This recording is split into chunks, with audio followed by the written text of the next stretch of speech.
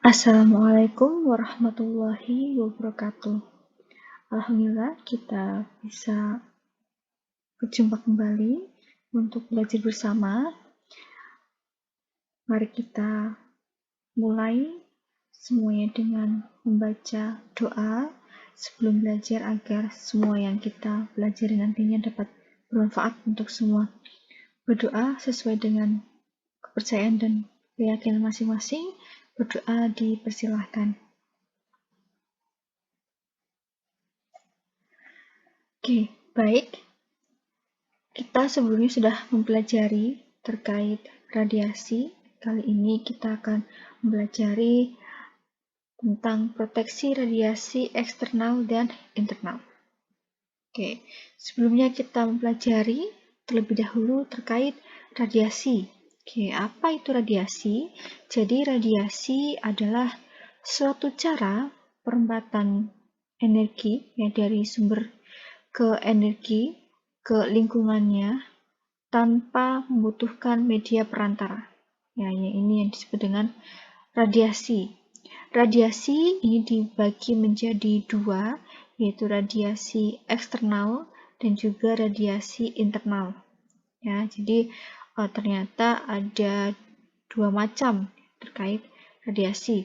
Radiasi eksternal ini merupakan sumber radiasi yang berasal dari luar tubuh manusia, ya eksternal artinya luar tubuh manusia. Sedangkan radiasi internal yaitu sumber radiasi yang berada di dalam tubuh manusia. Ya, contohnya karbon 14 atau potasium 40.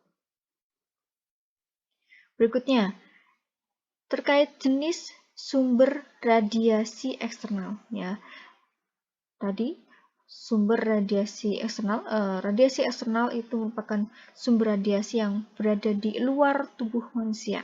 Nah, contohnya yang pertama yang dibagi menjadi dua. Yang pertama adalah sumber radiasi alam, ya. Yang kedua adalah sumber radiasi buatan. Sumber radiasi alam ini merupakan pancaran energi dari alam, ya kosmis atau geologi. Radiasi alam juga disebut dengan radiasi latar belakang. Ya, dibagi menjadi dua lagi, yaitu sumber radiasi ekstraterestrial atau kosmis dan sumber radiasi terestrial atau primordial. Yang pertama, sumber radiasi ekstraterestrial atau kosmis adalah sumber radiasi yang berasal dari sinar kosmis berupa partikel yang energinya sangat tinggi. Radiasi ini akan bereaksi dengan atmosfer bumi dan menghasilkan beberapa radionuklida, ya seperti helium, karbon, dan natrium. Sumber radiasi terestrial atau primordial adalah sumber radiasi yang telah terdapat pada bumi, ya pada kerak bumi sejak terbentuknya bumi. Oke, radiasi ini dipancarkan oleh radionuklida, disebut dengan primordial. Ya, ini ada beberapa contoh radiasi yang ada di bumi, thorium, rhodium, uranium, dan sebagainya. Oke, berikutnya jenis sumber radiasi eksternal yang kedua adalah sumber radiasi buatan. Ya, merupakan radionuklida yang sengaja dibuat oleh manusia untuk beberapa keperluan, ya, seperti di bidang kedokteran, ya termasuk di radiologi, ya termasuk juga dalam sumber radiasi buatan di bidang geologi, industri, dan lain sebagainya. Sumber ini dibuat dengan reaktor nuklir seperti proses fisi atau pembelahan dan proses aktivasi. Selain itu, dapat bersumber juga dari sinar X, ya, dan akselerator. Oke, bahaya radiasi, ya. Sebetulnya radiasi itu tidak berbahaya asalkan digunakan dengan baik, ya, sesuai dengan prosedur. Oke. Paparan radiasi ini berupa paparan radiasi eksternal dan internal. Paparan radiasi eksternal ialah paparan radiasi yang berasal dari zat radioaktif atau peralatan pembangkit radiasi yang berada di luar tubuh manusia, ya eksternal artinya di luar. Potensi bahaya radiasi ini tergantung dari jenis radiasinya, karena adanya daya ionisasi dan daya tembus yang berbeda-beda. Contoh beberapa radiasi, ya jenis radiasi yaitu partikel alfa, beta, sinar X, dan gamma. Ya, jadi tergantung jenis radiasinya apa, ini akan memiliki kekuatan daya ionisasi maupun daya tembus yang berbeda-beda. Yang pertama, yaitu partikel alfa. Partikel alfa ini memiliki daya tembus yang relatif kecil, jangkauan di udaranya sangat pendek, hanya beberapa sentimeter, tidak memiliki potensi bahaya eksternal, tidak dapat menembus lapisan kulit luar manusia. Ya, jadi partikel alfa ini memiliki daya tembus yang kecil dan juga tidak dapat menembus lapisan kulit luar manusia. Berikutnya adalah partikel beta. Partikel beta ini memiliki daya tembus yang cukup besar dibandingkan dengan partikel alfa. Partikel beta memiliki energi yang tinggi, mampu menjangkau beberapa meter di udara dan menembus kulit manusia beberapa milimeter. Partikel beta memiliki potensi bahaya eksternal yang relatif kecil, dan juga yang terakhir adalah partikel beta dapat menembus lapisan kulit manusia. Ya, tadi mampu menembus beberapa milimeter. Berikutnya adalah sinar X dan gamma. Sinar X dan gamma ini memiliki kemampuan daya tembus yang paling besar dibandingkan dengan partikel alfa dan partikel beta. Kemudian mampu menjangkau puluhan meter di udara dan menembus kulit berapa sentimeter. Tentunya memiliki sifat mampu menembus tubuh manusia dan mempunyai bahaya radiasi eksternal yang cukup signifikan. Berikut adalah tabel mengenai bahaya relatif radiasi eksternal dengan berbagai jenis radiasi. Yang pertama, jenis radiasi partikel alfa, beta, sinar X, dan gamma. Saya tampilkan dulu pointernya. Oke, jadi ini ada tabel mengenai jenis radiasi dan bahaya radiasi eksternalnya. Ya, jadi terkait bahayanya untuk partikel alfa ini cukup diabaikan ya, karena tadi tidak mampu menembus kulit manusia. Partikel beta ini cukup relatif berbahaya, namun kecil, ya hanya menjangkau beberapa milimeter lapisan kulit manusia. Sedangkan bahaya radiasi dari jenis radiasi sinar X dan gamma ini memiliki bahaya relatif radiasi eksternal yang cukup besar, ya karena mampu menembus kulit manusia.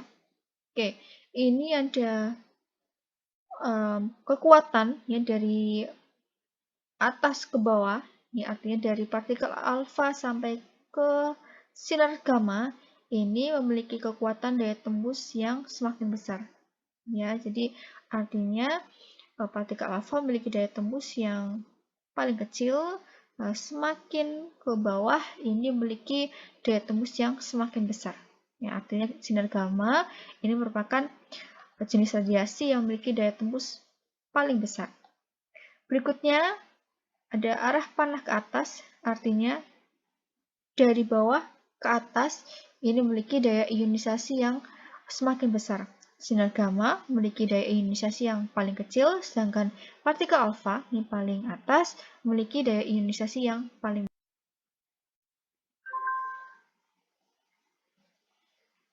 Berikut ini adalah ilustrasi terkait jenis radiasi, ada partikel alfa, beta, gamma, dan sinar X. Tadi ya, partikel alfa ini tidak mampu menembus kulit, sedangkan partikel beta ini mampu menembus kulit, namun tidak sedalam partikel gamma. Selanjutnya diilustrasikan terkait daya tembusnya. Untuk partikel alfa ini tidak mampu menembus, sedangkan partikel beta mampu menembus kulit tadi ya. Dan partikel gamma ini mampu menembus kulit tubuh manusia, termasuk ini beberapa contoh jenis bahan yang digunakan untuk partikel beta mampu menembus kertas dan juga hampir mau menembus aluminium ya, sedangkan partikel gamma dan sinar X ini mampu menembus kertas, aluminium, dan juga lead. Berikutnya terkait faktor pengendali radiasi eksternal. Ya, ada 3 yang perlu kita atur, yaitu faktor jarak, waktu, dan shielding atau pelindung. Jarak ya, terkait pengaturan jarak bahwa laju dosis ini akan berbanding terbalik dengan kuadrat jarak. Semakin besar jarak dari sumber radiasi, maka laju dosis semakin berkurang. Ya, artinya ketika kita mengatur pemeriksaan ya berada di dalam median radiasi, kita berada di jarak yang cukup jauh dari sumber radiasi, maka dosis yang akan diterima oleh kita sebagai pekerja radiasi itu akan semakin berkurang. Nah, ada persamaan yaitu D1 kali R1 kuadrat sama dengan D2 dikali R2 kuadrat. Nah, D ini artinya laju diserap dan R adalah jarak dari sumber. Ya, kita kuadratkan hukum kuadrat terbalik untuk persamaan jarak. Selanjutnya adalah pengaturan waktu. Ya, waktu merupakan salah satu faktor yang berguna untuk mengurangi dosis yang diterima oleh pekerja radiasi, sehingga mengurangi waktu dengan bekerja dalam median radiasi, maka dosis yang akan diterima juga dapat diminimalkan. Terdapat persamaan yaitu dx sama dengan dt, di mana dx merupakan dosis laju yang diterima, sedangkan dt laju diserap ya, terhadap waktu penyerapan. Yang ketiga adalah shielding. Ya, laju dosis ini dapat kita kurangi dengan cara menggunakan shielding ya atau penahan radiasi di antara sumber dengan pekerja radiasi. Pekerja radiasi ini melakukan tugasnya pada jarak yang tidak jauh dari sumber radiasi, namun dengan pengaturan bahwa dosis yang diterima ini tidak akan melebihi NBD atau nilai batas dosis yang telah ditetapkan. Menggunakan shielding artinya ada beberapa faktor yang perlu diatur ya. Jadi shielding ini di mana tebal dan jenis shielding yang kita gunakan ini harus bergantung pada tebal dan jenis bahan, berikutnya aktivitas sumber, dan yang terakhir adalah laju dosis. Berikut adalah tabel terkait bahan penahan yang dapat direkomendasikan. Untuk partikel beta berenergi rendah ini tidak diberikan tambahan pelindung ya, karena tadi memiliki daya ionisasi yang cukup kecil ya, dan berikutnya adalah partikel beta berenergi tinggi. Untuk yang berenergi tinggi ini bahan yang direkomendasikan adalah ditambahkan dikelilingi dengan bahan timbal. Untuk jenis radiasi sinar X dan gamma, bahan yang direkomendasikan adalah menggunakan bahan dari beton, besi, maupun dari timbal.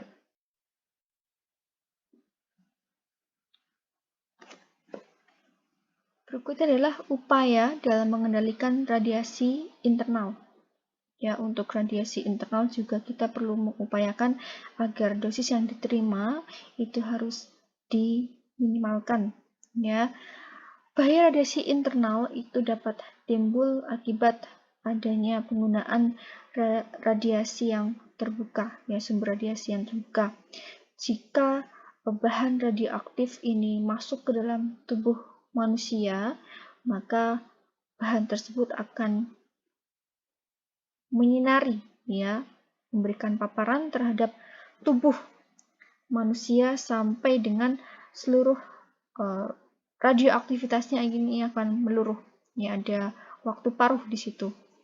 Radioaktif ini bisa masuk ke dalam tubuh manusia melalui 3 jalan, yaitu inhalasi, berikutnya adalah injeksi, dan penyerapan kulit atau luka yang terbuka. Ya, jadi terkait inhalasi ini melalui penghirupan debu ataupun gas, sedangkan injeksi ini melalui makanan atau minuman yang sudah terkontaminasi dan masuk ya melalui mulut. Oke. Proteksi radiasi internal ini dilakukan dengan cara yaitu menutup jalannya masuk sumber radiasi yang terbuka ini ke dalam tubuh kita. Berikutnya adalah menghalangi diteruskannya radioaktivitas dari sumber radiasi ke manusia.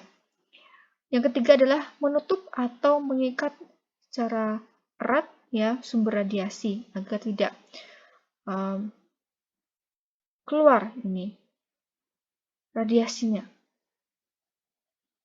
Yang keempat adalah menggunakan ventilasi udara yang baik, dan yang terakhir adalah menggunakan pakaian serta peralatan pelindung tambahan seperti respirator. Oke, berikut yang bisa kami sampaikan ya, semoga semuanya menjadi tambahan informasi untuk semuanya dan bisa diambil manfaatnya. Tetap semangat untuk belajar. Ya, mari kita akhiri pembelajaran kali ini dengan membaca doa kafaratul majelis bersama. Terima kasih atas waktu dan perhatiannya. Kami akhiri. Billahi taufiq wal hidayah. Wassalamualaikum warahmatullahi wabarakatuh.